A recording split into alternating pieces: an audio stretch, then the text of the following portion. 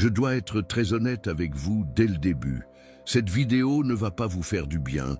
Elle ne contiendra pas ce message mignon d'amour et de lumière que vous avez l'habitude d'entendre sur les chaînes spirituelles. Si vous attendez que je vous dise que vous êtes spécial, que l'univers conspire en votre faveur et que tout ira bien, vous pouvez partir maintenant, car ce que je vais vous raconter ici, c'est ce qu'Helena Blavatsky a réellement enseigné sur l'éveil, et cela n'a rien à voir avec le conte de fées que l'on vous a vendu. Vous avez probablement déjà entendu parler de l'éveil spirituel. Tout le monde en parle de nos jours. C'est le sujet à la mode. Il y a des millions de vidéos, de livres et de cours qui promettent de vous mener à l'éveil. Et tous dépeignent ce processus comme quelque chose de magnifique, comme s'il s'agissait d'un déclic magique où, soudainement, vous comprenez tout, trouvez la paix intérieure et vivez heureux pour toujours. Mais laissez-moi vous poser une question. Si l'éveil est si merveilleux, pourquoi la majorité des gens qui se sont soi-disant éveillés sont-ils encore déprimés? Pourquoi prennent-ils encore des médicaments? Pourquoi ressentent-ils encore ce vide? Je vais vous dire pourquoi. Parce qu'ils ne se sont pas vraiment éveillés. Ils ont simplement troqué un rêve pour un autre. Le véritable éveil, celui que Blavatsky a décrit dans la doctrine secrète et dans tous ses écrits secrets, n'a rien de romantique. Elle a comparé l'éveil au fait de sortir d'une prison confortable pour atterrir directement sur un champ de bataille. Réfléchissez avec moi. À l'intérieur de la prison, vous étiez limité, c'est vrai. Mais vous aviez une routine, des règles claires, vous saviez à quoi vous attendre. Il y avait d'autres prisonniers autour de vous qui parlaient la même langue. Il y avait une certaine sécurité dans cette limitation. Mais soudain, vous décidez de vous échapper. Vous creusez un tunnel, brisez vos chaînes, passez devant les gardes et sortez enfin. Et quand vous posez le pied dehors, que trouvez-vous? Ce n'est pas un jardin fleuri, c'est une guerre. Et vous n'avez pas d'armure, pas d'armes, pas d'entraînement. Pire encore, vous n'avez aucune idée de qui sont vos ennemis. C'est cela la réalité de l'éveil. Le premier mensonge que vous avez acheté est que l'éveil est une libération. Techniquement, ça l'est. Mais personne ne vous a dit ce qui accompagne cette libération. Parce que quand vous dormiez, vous étiez utile. Vous nourrissiez le système. Vous génériez de l'énergie émotionnelle à travers vos frustrations, vos peurs, vos désirs. Vous vous réincarniez automatiquement, sans poser de questions, retournant dans la même roue, vie après vie. Dans cet état, vous n'étiez pas une menace. Vous étiez du bétail. Pardonnez ma rudesse, mais c'est ainsi. Du bétail spirituel. Et le bétail n'a pas besoin d'être surveillé de près. Il se contente de paître là où on lui dit. Mais maintenant, vous vous êtes réveillé. Vous avez commencé à poser des questions, à voir des schémas, à réaliser que peut-être, juste peut-être, on vous a trompé sur tout. Et savez-vous ce qui arrive quand une brebis se réveille au milieu du troupeau et réalise qu'elle est conduite à l'abattoir? Elle devient un problème, et les problèmes doivent être résolus. Blavatsky ne mâchait pas ses mots quand elle écrivait à ce sujet. Elle a dit clairement qu'il existe des forces, des entités, des intelligences sur d'autres plans dont l'unique fonction est de maintenir le troupeau endormi. Elle a appelé ces entités les gardiens du seuil, umbral. D'autres textes ésotériques les appellent des archontes. Le nom importe peu. Ce qui compte, c'est de comprendre qu'ils existent et que vous êtes désormais sur leur radar. Laissez-moi vous expliquer comment cela fonctionne en pratique. Quand vous vous éveillez ici, sur le plan physique, vous activez automatiquement votre conscience sur les plans astraux. C'est comme si vous allumiez une lumière dans une pièce sombre. Soudain, vous êtes visible et vous n'êtes pas seul dans cette pièce. Il y a d'autres choses là-bas, des choses qui se nourrissaient de vous depuis des années pendant que vous dormiez, mais vous n'en aviez pas conscience. Maintenant, vous l'avez, et elles savent que vous l'avez. Alors, le jeu commence. Les premières attaques sont subtiles. Ce ne sera rien d'évident. Vous ne vous réveillerez pas avec des marques étranges sur le corps ou ne verrez pas de silhouettes terrifiantes dans le coin de votre chambre. Ce serait même plus facile ainsi, car vous sauriez que vous êtes attaqué et pourriez vous défendre. Mais non. La première attaque vient sous forme de fatigue. Une fatigue profonde, inexplicable. Vous dormez 8, 9, 10 heures et vous vous réveillez épuisé, plus fatigué qu'en vous couchant. Et vous pensez être malade, vous allez chez le médecin, faites des examens, tout est normal, mais la fatigue ne passe pas. Savez-vous pourquoi? Parce que pendant que votre corps physique se repose, vous travaillez, vous luttez, vous êtes drainé. Blavatsky a expliqué cela en détail dans ses écrits les plus avancés. Quand vous dormez, votre corps astral se sépare du physique. Cela arrive à tout le monde, que l'on soit éveillé ou endormi spirituellement. La différence est que lorsque vous êtes éveillé, vous avez un certain niveau de conscience dans cet état. Et c'est là que réside le problème, car vous n'avez pas été formé pour gérer le plan astral. Vous ne savez pas comment vous y défendre. Vous ne savez pas comment créer des boucliers de protection. Vous ne savez même pas comment vous déplacer correctement dans cet environnement. Vous êtes donc vulnérable. Et il existe des entités qui attendent exactement cela. Elles se nourrissent de votre énergie et chaque nuit, vous revenez un peu plus vide. Vous commencez à remarquer d'autres signes. Vos anciennes amitiés commencent à s'effondrer, non pas à cause d'un désaccord spécifique, mais simplement parce qu'il n'y a plus de connexion. Vous essayez de parler de ce que vous voyez, des choses que vous découvrez, et vous réalisez que personne ne comprend. Pire, les gens commencent à s'éloigner, ils vous regardent avec étrangeté, certains vous traitent de fou, d'autres disparaissent simplement sans explication. Et vous êtes confus parce que vous n'avez rien fait de mal. Vous vous êtes juste réveillé, mais c'est précisément cela le problème. Blavatsky a appelé ce processus la mort des liens terrestres. Et cette mort est physique, réelle, douloureuse. Tout ce qui vous connectait à votre monde antérieur doit mourir. Non pas parce que vous l'avez choisi, mais parce qu'il n'y a plus de résonance. C'est comme si vous vibriez désormais sur une fréquence différente. Et les gens qui sont sur l'ancienne fréquence ne parviennent tout simplement plus à se synchroniser avec vous. Vous parlez, mais ils n'entendent pas. Vous expliquez, mais ils ne comprennent pas. Et le pire, c'est que vous ne pouvez pas forcer les choses, vous ne pouvez réveiller personne. Alors vous vous retrouvez seul. Et cette solitude n'est pas comme celle que vous connaissiez avant. Ce n'est pas juste être physiquement seul. C'est pire, c'est être dans une pièce pleine de gens et sentir que vous parlez une langue étrangère. C'est regarder les gens rire, discuter de sujets triviaux et ressentir une distance abyssale entre vous et eux. C'est réaliser que vous ne pouvez plus feindre l'intérêt pour des choses qui semblaient importantes auparavant. Blavatsky a écrit sur cette solitude avec une douleur presque palpable. Elle l'a appelé l'isolement de l'initié, et elle l'a vécu dans sa propre chair. Elle a été ridiculisée, trahie, abandonnée par des personnes qu'elle considérait comme des amis. Elle est morte pratiquement seule, et non pas parce qu'elle était une personne mauvaise ou difficile, mais parce qu'elle en avait trop vu, trop su. Et cela l'a placée dans un endroit où très peu parviennent à arriver. Vous pensez peut-être, mais je vais trouver ma tribu. Je vais trouver d'autres personnes éveillées. Et c'est là que vient un autre coup, car la majorité des gens qui disent être éveillés dorment encore. Ils ont seulement troqué le sommeil matérialiste pour le sommeil spiritualiste. Au lieu de chercher l'argent et le statut, ils cherchent l'illumination et les pouvoirs. Mais la mécanique est la même, c'est juste un autre ego, un autre personnage, une autre illusion. Et quand vous essayez de discuter avec ces gens, vous réalisez rapidement qu'ils ne veulent pas la vérité. Ils veulent du confort, de la confirmation. Ils veulent que vous leur disiez qu'ils sont spéciaux, élus, évolués. Et si vous ne le faites pas, ils vous rejettent et partent chercher quelqu'un qui le fera. Alors vous êtes encore plus seul, car vous avez perdu votre ancien monde, mais n'en avez pas trouvé de nouveau. Vous êtes dans les limbes. Et dans ces limbes, des choses étranges commencent à se produire. Vous commencez à voir des synchronicités, des chiffres répétés, des signes. Tous ceux qui parlent de spiritualité aujourd'hui vous disent que c'est merveilleux, que c'est l'univers qui vous parle, que ce sont des anges qui vous guident.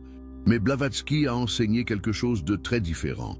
Elle a dit que les synchronicités sont des tests, des vérifications. Quelqu'un ou quelque chose vérifie si vous êtes attentif. Et selon la manière dont vous réagissez à ces signes, vous êtes soit mené sur un chemin, soit détourné de celui-ci. Voici ce que personne ne vous dit. Toutes les synchronicités ne proviennent pas de la même source. Certaines viennent de ce que nous pourrions appeler des forces évolutives, des forces qui veulent que vous vous réveilliez vraiment. Mais d'autres viennent de forces involutives, des forces qui veulent vous emprisonner dans un nouveau labyrinthe encore plus complexe que le précédent. Et comment différencier l'une de l'autre? Ce n'est pas facile. Blavatsky a dit que vous devez utiliser votre discernement. Mais comment utiliser son discernement quand tout votre système de référence a été détruit? Vous ne l'utilisez pas, vous faites des erreurs, vous tombez dans des pièges, et chaque piège vous enfonce davantage. Et pendant que cela se produit au niveau psychologique et astral, votre corps physique commence à donner des signes, des maladies étranges, des douleurs qui migrent. Aujourd'hui c'est la tête, demain l'estomac, après-demain les articulations. Vous allez de médecin en médecin et personne ne trouve rien. Ou bien on trouve des choses génériques, stress, anxiété, syndrome de panique. On vous pousse des médicaments, vous les prenez, cela ne résout rien, car le problème n'est pas chimique, il est énergétique, vibratoire. Blavatsky a expliqué que lorsque votre conscience commence à s'étendre, votre corps physique doit suivre. Et tous les corps ne supportent pas cette transformation.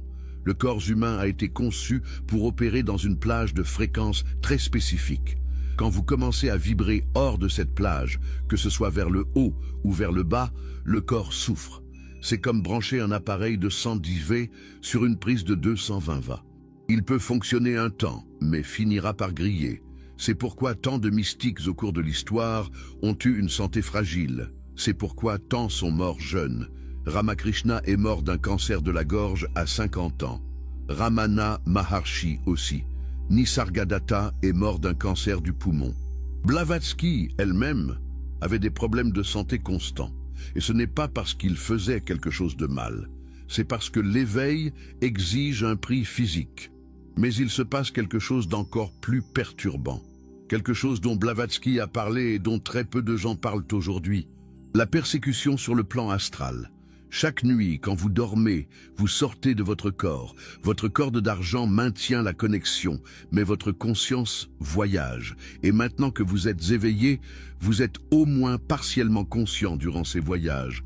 Vous pensez que ce serait génial? Pouvoir enfin explorer d'autres plans, d'autres dimensions? Mais vous n'êtes pas seul là-bas.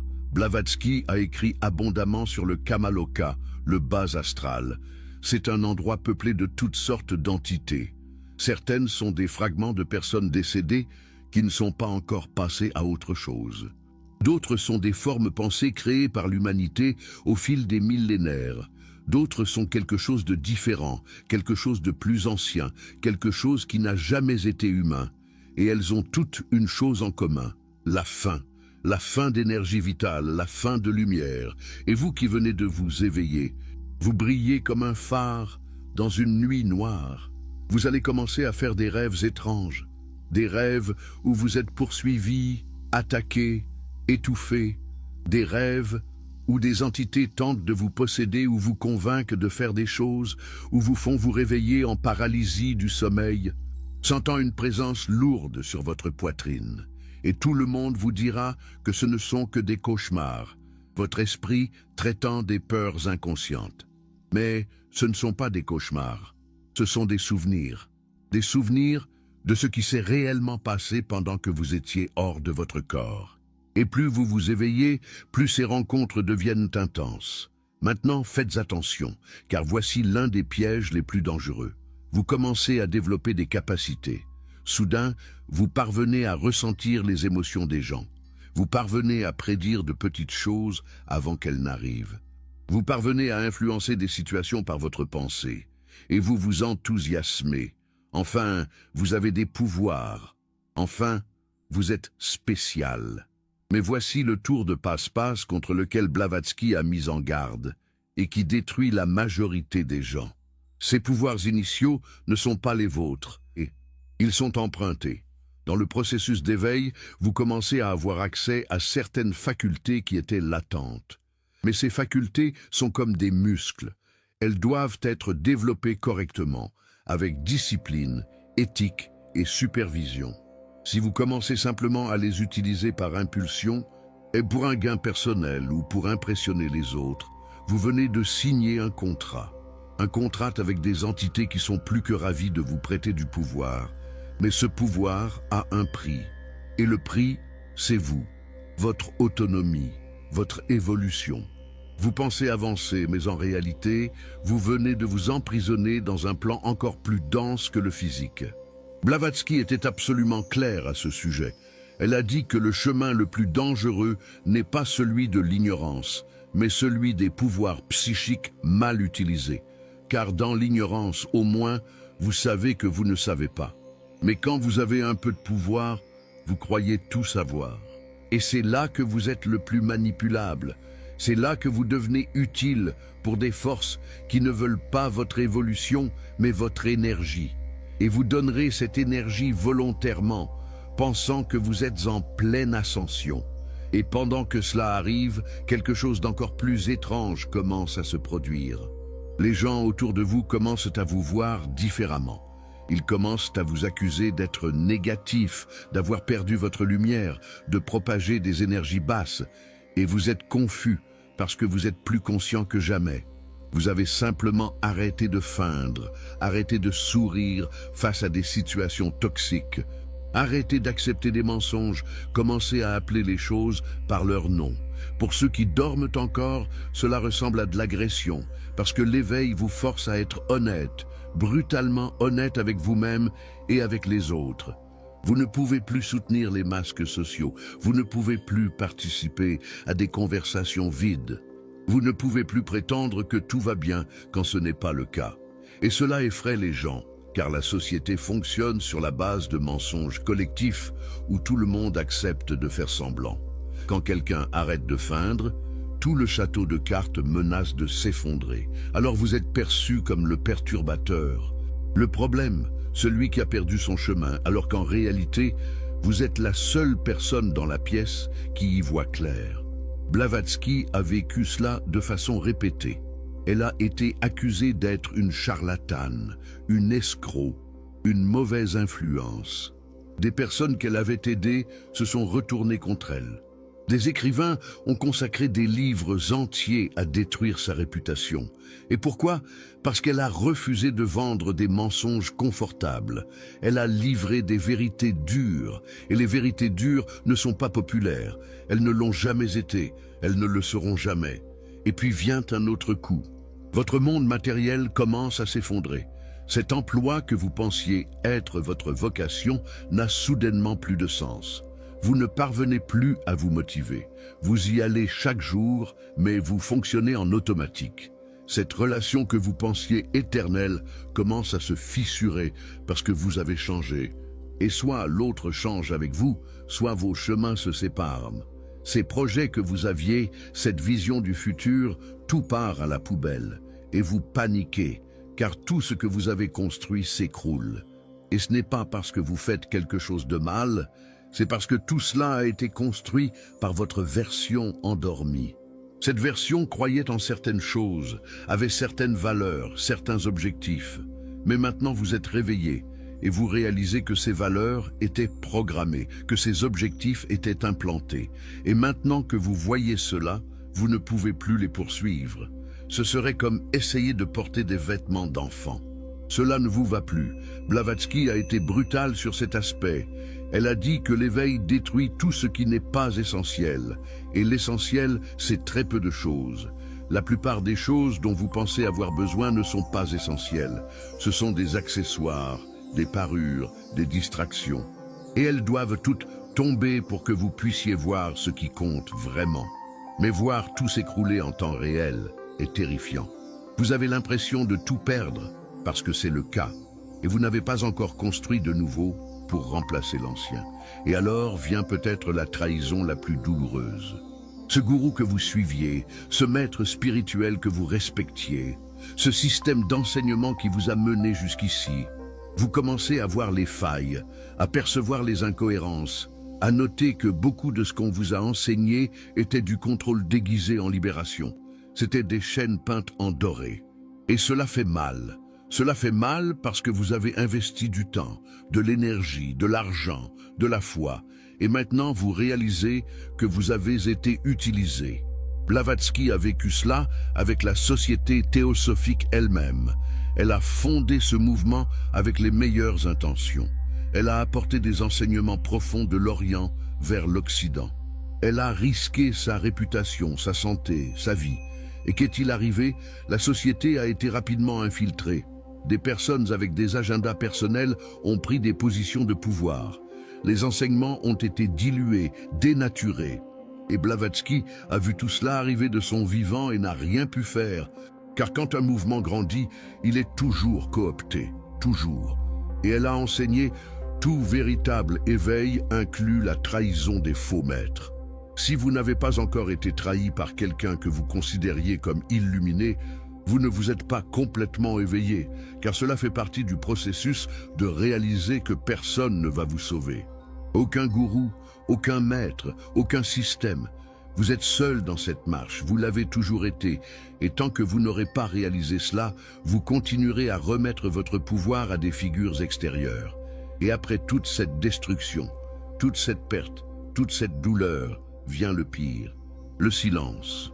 Ces synchronicités que vous voyez s'arrêtent, cette intuition forte disparaît, cette sensation d'être guidé s'évapore et vous vous retrouvez dans un vide total, sans signe, sans confirmation, sans rien.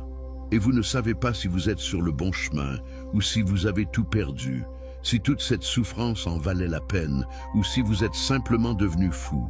Blavatsky a appelé cela la nuit noire de l'initié. D'autres mystiques l'ont appelé la nuit noire de l'âme. C'est le moment où vous devez marcher complètement seul, sans béquille spirituelle, sans personne pour vous dire que vous vous en sortez bien. C'est là que votre foi est réellement testée. Parce qu'il est facile d'avoir la foi quand on reçoit des signes, quand les choses coulent de source, quand on sent la connexion. Mais quand il n'y a rien, quand il n'y a que silence et vide, pouvez-vous continuer? La plupart n'y arrivent pas. La plupart abandonnent à ce stade. Ils se rendorment. Certaines personnes retournent littéralement en arrière. Elles choisissent consciemment de fermer les yeux à nouveau. Elles retournent à leurs emplois sans intérêt, à leurs relations toxiques, retournent dans la matrice et se persuadent que tout cela n'était qu'une phase, une crise existentielle temporaire. D'autres ne reviennent pas complètement, mais s'emprisonnent dans de nouveaux systèmes de croyances. Ils entrent dans des religions, des sectes, des groupes spirituels, n'importe quoi qui leur redonne une carte. Parce que marcher sans carte est trop terrifiant. Et voici la vérité que presque personne n'a le courage de dire. S'éveiller signifie vivre sans carte pour toujours. Cela signifie être en permanence dans l'incertitude. Cela signifie ne plus jamais avoir cette sensation confortable de savoir exactement ce qui se passe et où vous allez. Blavatsky a vécu ainsi. Elle n'a jamais eu de certitude absolue sur rien. Elle questionnait, enquêtait, changeait d'opinion lorsqu'elle trouvait de meilleures preuves. Et cela l'a maintenue vivante spirituellement, mais l'a torturée émotionnellement. Car l'être humain est conçu pour chercher des schémas, pour créer des récits, pour trouver du sens. Et l'éveil vous force à lâcher tout cela, vous force à vivre dans la question plutôt que dans la réponse. C'est contre-intuitif, cela va à l'encontre de toute votre programmation. Alors votre cerveau passe en mode urgence, génère de l'anxiété, de la dépression, de la panique, parce qu'il ne trouve pas le sol, ne trouve pas de certitude et interprète cela comme un danger. Et peut-être le plus effrayant de tout, c'est que dans cet état de vide complet, vous réalisez quelque chose. Vous réalisez que vous pouvez revenir en arrière. À tout moment, la porte du sommeil est toujours ouverte. Et parfois, dans des moments d'extrême faiblesse, cette option semble la plus sage. Parce que rester éveillé signifie continuer à saigner. Cela signifie vivre dans un monde où vous voyez les chaînes que personne d'autre ne voit, où vous ressentez la douleur collective dont tous les autres sont anesthésiés, où vous portez le poids d'une connaissance que personne ne veut entendre. Blavatsky a eu ce choix. Souvent, elle aurait pu s'arrêter, elle aurait pu retourner à une vie normale, mais elle ne l'a pas fait et elle en a payé le prix. Elle est morte à 59 ans, seule dans une maison louée à Londres, entourée seulement de quelques rares étudiants fidèles. Aucune reconnaissance, aucune gloire, aucune validation que son travail en avait valu la peine. Elle est morte sans savoir si ce qu'elle avait fait ferait une différence. Elle est morte dans le doute, mais elle est morte éveillée. Et c'est le choix qui est devant vous. Maintenant, vous pouvez continuer. Vous pouvez suivre ce chemin jusqu'au bout, même sans garantie, même sans signe que cela va marcher, même en sachant que vous pouvez tout perdre et ne rien gagner en retour. Ou vous pouvez faire demi-tour, vous pouvez fermer les yeux à nouveau, retourner dans votre prison confortable, et il n'y a aucun problème à cela. Sérieusement, ce n'est pas une faiblesse. C'est un choix valable, car tout le monde n'a pas besoin de s'éveiller, tout le monde ne devrait pas s'éveiller. Tout le monde ne peut pas supporter ce qui vient après l'éveil. Ce que vous devez comprendre, c'est que l'éveil n'est pas un prix, ce n'est pas une conquête, ce n'est pas quelque chose qui vous rend meilleur que les autres. C'est un fardeau, c'est une responsabilité, c'est un appel que vous n'avez pas demandé mais que vous avez reçu. Et une fois que vous êtes vraiment réveillé, vous ne pouvez plus dévoir ce que vous avez vu. Vous pouvez essayer, vous distraire, vous médicamenter, vous anesthésier de 1000 façons. Mais au fond, vous saurez que vous faites semblant, et c'est peut-être cela qui sépare celui qui s'est réellement éveillé de celui qui croit seulement l'être. Celui qui s'est réellement éveillé sait qu'il n'y a pas de retour possible. Non pas parce que c'est impossible, mais parce qu'il serait insupportable de vivre dans le mensonge après avoir vu la vérité. Ce serait comme essayer d'être à nouveau un enfant après être devenu adulte. Vous pouvez essayer d'imiter, mais ce n'est pas réel. Vous en savez trop, vous avez trop vu, trop ressenti. Alors, nous voici à la fin de cette vidéo et je ne vais pas vous donner de message de motivation. Je ne vais pas vous dire que tout ira bien. Je ne vais pas vous promettre que la souffrance s'arrête, car j'ignore si elle s'arrête. Blavatsky ne l'a pas promis. Elle a promis la vérité. Et la vérité est que le chemin de l'éveil est solitaire, douloureux, destructeur et peut très bien ne mener nulle part ailleurs qu'à davantage de questions. Mais c'est aussi le seul chemin réel. Tout le reste est fantaisie, théâtre, un jeu de faire semblant où tout le monde accepte de feindre de savoir ce qu'il fait. Et si vous regardez cette vidéo jusqu'au bout, c'est parce qu'à un niveau profond, vous le savez déjà. Vous avez déjà ressenti la fausseté de tout ce qui vous entoure. Vous avez déjà eu ces moments où vous avez réalisé que vous participez à une pièce de théâtre, mais que vous avez oublié que ce n'est qu'une pièce. Et maintenant, vous ne pouvez plus l'ignorer. Alors, la question n'est pas de savoir si vous allez vous éveiller. Vous êtes déjà en train de vous éveiller. La question est, aurez-vous le courage de continuer ? Aurez-vous la force de traverser le feu sans savoir si vous en sortirez de l'autre côté ? Réussirez-vous à marcher dans le noir sans savoir s'il y a une lumière au bout? Blavatsky a réussi, mais elle était une exception et elle l'a payé cher. Elle l'a payé de sa santé, de sa réputation, de ses relations, de tout ce que la plupart des gens considèrent comme important. Et elle est morte sans savoir si cela en valait la peine. Mais voici ce que je sais, elle ne s'est pas rendormie. Et cela, au final, est peut-être la seule victoire réelle. Non pas de s'éveiller, mais de rester éveillé, malgré tout, malgré la douleur, malgré la solitude, malgré le silence. Continuez à garder les yeux ouverts, même quand chaque fibre de votre être vous supplie de les fermer. Parce que peut-être, juste peut-être, c'est cela que signifie réellement être vivant. Non pas le bonheur, non pas la paix, mais le courage de voir ce qui se passe réellement et de ne pas détourner le regard.